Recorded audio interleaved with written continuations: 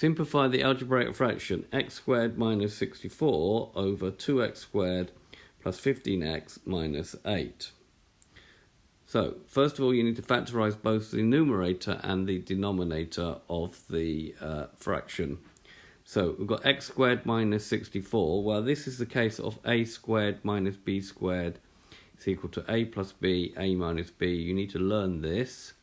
So a in this case will be x and b will be the square root of 64, which is 8. So this comes down to x plus 8, x minus 8.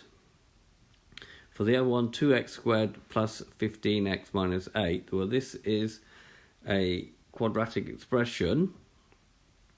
So the product will be 2 times minus 8, which gives me minus 16. I'm going to factorise this now. The sum will be 15. We want two numbers. If we multiply them together, we get minus 16. And we add the same two numbers, we get plus 15. So it's going to give me the factors have to be equal to minus 1 and 16. Minus 1 times 16 gives me minus 16. Minus 1 plus 16 gives me 15. Now we take our expression and write down 2x squared minus 1x plus 16x and then minus 8. And then we factorise by pairing the first two up. So the common factor here is x. And we get left with 2x minus 1. And then we pair these two together. And the common factor here is 8.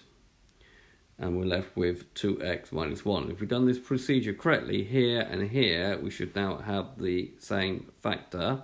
So that can now come out. We get 2x minus 1 times x plus 8.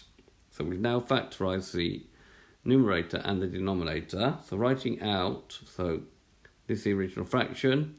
The new numerator is going to be x plus 8, x minus 8, and the new denominator is going to be 2x minus 1, x plus 8.